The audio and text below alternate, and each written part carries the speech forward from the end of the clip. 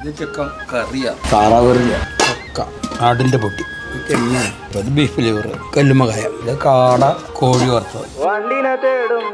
എന്റെ മോനെ പൊറോട്ട ഇങ്ങനെയാണല്ലേ? അതിന്റെ കളർ കേട്ട.